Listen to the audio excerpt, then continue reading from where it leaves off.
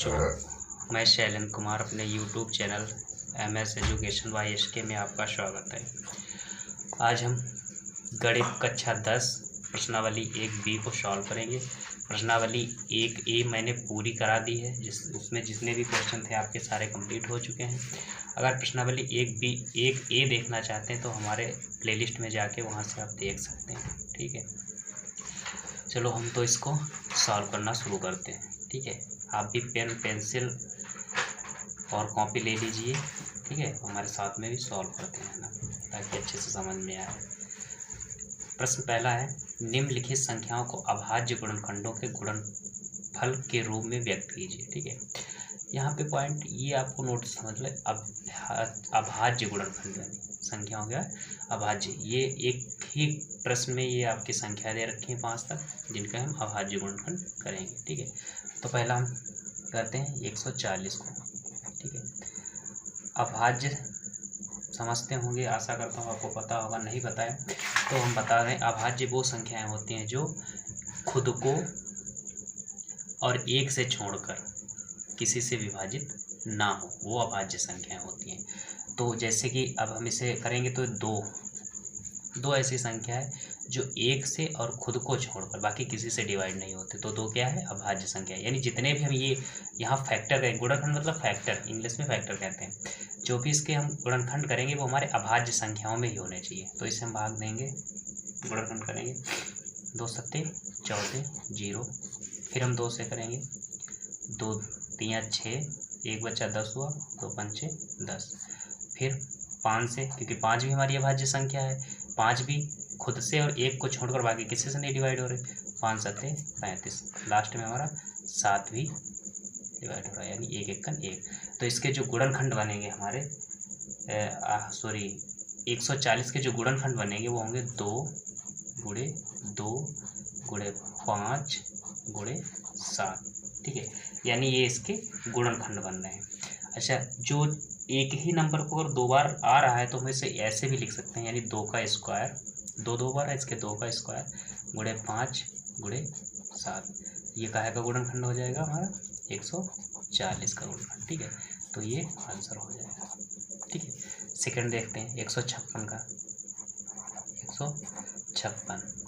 ठीक है, तो अच्छा, मैंने जो पीछे वीडियो बनाई थी आपको बताया था विभाज्यता का नियम, यानी कौन सी संख्या कैसे हम देखते ही बताते हैं कि ये संख्या कौन सी नंबर से डिवाइड होगी।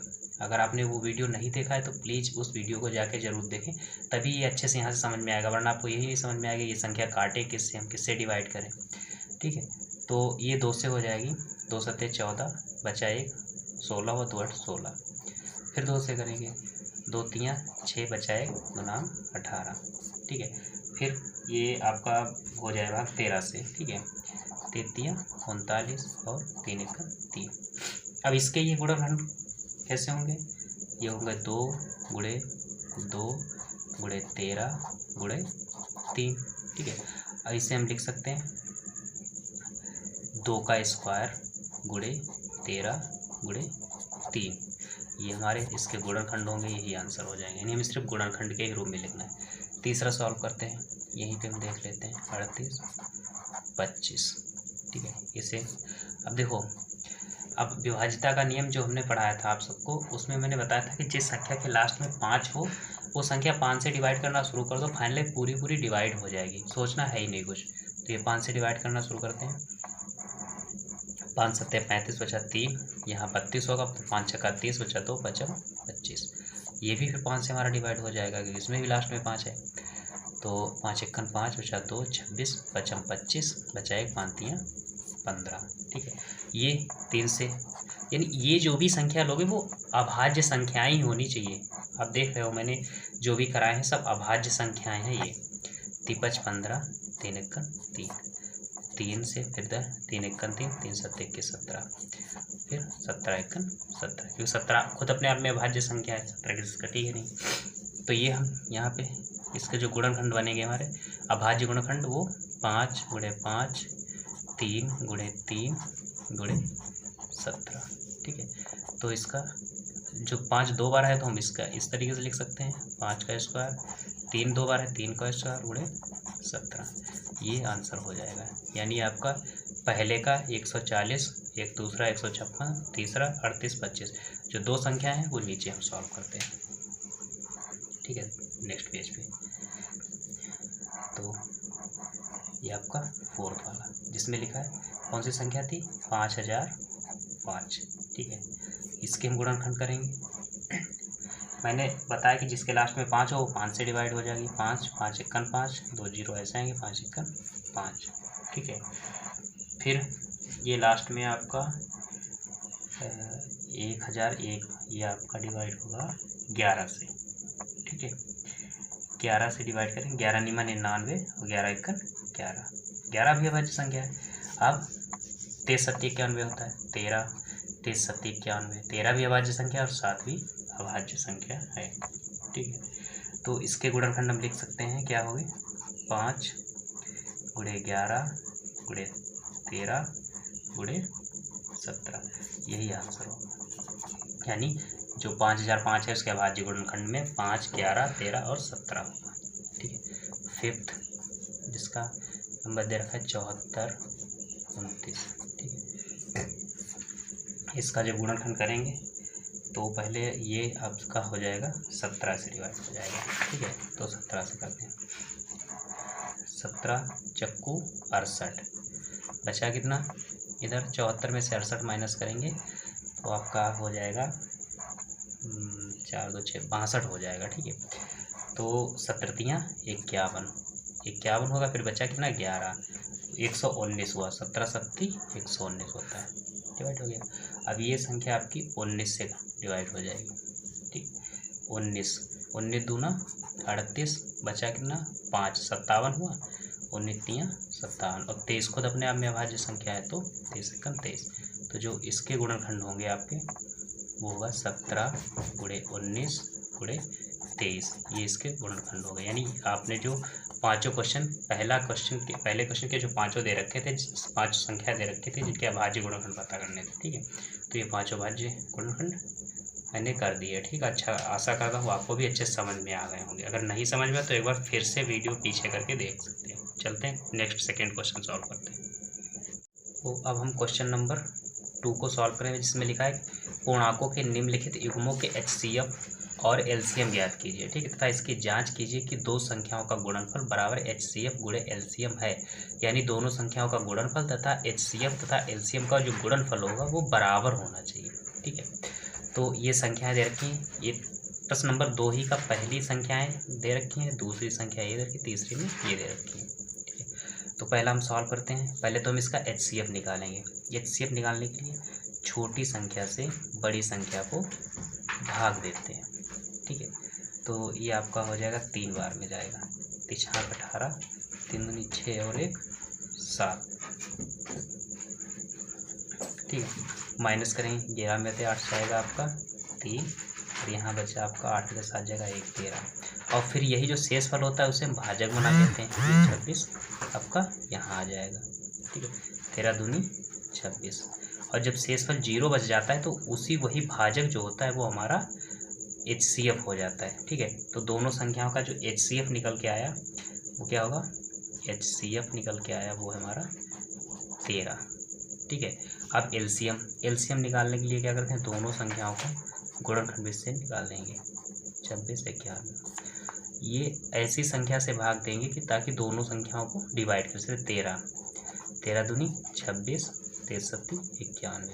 अब ऐसा कोई नंबर नहीं है जो दोनों संख्याओं को डिवाइड कर दे। ठीक है, तो एक एक करके कर लेंगे। तो 1 2 7 को ऐसे नोट कर लेंगे। इस 7 1 7 7 1 7। तो इन संख्याओं का जो गुणनखंड है इसको हम गुणा कर लेंगे।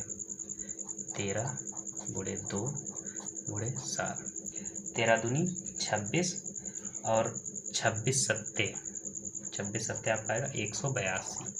ठीक, यही हमारा LCM हो जाता है। ठीक है, LCM 182।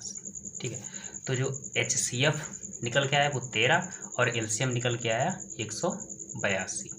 ठीक है, तो इसे अब कह रहा है कि दो संख्याओं का गुणनफल, यानी दोनों संख्याओं का गुणनफल और बराबर HCF गुणे LCM बराबर होना चाहिए।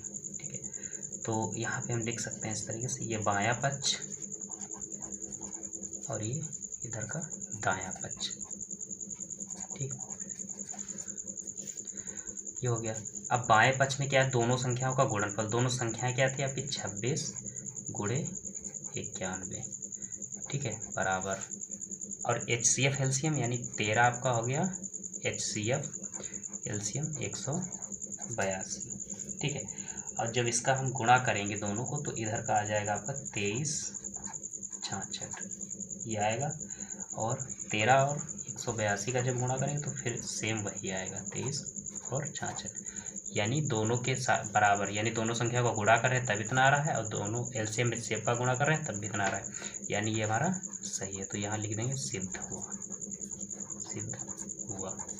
ठीक है, यहीं पे हम दूसरी वाली संख्या का भी देख लेते हैं, 510 और 92। ठीक है, दोनों का निकालना है तो दोनों का पहले HCF निकालेंगे। HCF निकालने के लिए मैंने बताया आपको, छोटी संख्या को बड़ी संख्या से, छोटी संख्या से बड़ी संख्या को भाग देते हैं। ठीक है, तो ये जब हम भाग देंगे तो आपका जाएगा 5 5 दूनी 10, 5 नेम 45 और 1 46। ठीक है, माइनस करेंगे 0, 11 में से 6 जाएगा 5 और 4 बचा कुछ नहीं, 50 से भाग देंगे 92। ठीक है, क्योंकि जब तक ये शेषफल हमारा 0 नहीं हो जाता तब तक हम इसे ऐसे करते रहेंगे, शेषफल को भाजक बनाते रहेंगे और जो भाजक होगा उसे भाज्य बनाते रहेंगे। तो ये एक बार में जाएगा 50, माइनस करेंगे 2, 9 में से 5 जाएगा 4। ठीक है, 42। अब इसे हम फिर इसे हम करेंगे, जो 42 है और ये आपका यहाँ आ जाएगा, एक बार में जाएगा 42, 10 में से 2 जाएगा 8, यहाँ कुछ नहीं बचेगा, 8 से 42 को भाग देंगे। जब तक शेषफल 0 नहीं होता तब तक वैसे ही करते रहेंगे। ठीक है, 8 पंचे 40, बचा 2, फिर 2 से 8 को भाग देंगे, 2 चक्कू 8। ठीक है, ये आपका यहाँ से शेषफल 0 होगा, यानी आपका जो HCF निकल के आया है वो क्या होगा, HCF निकल के आया।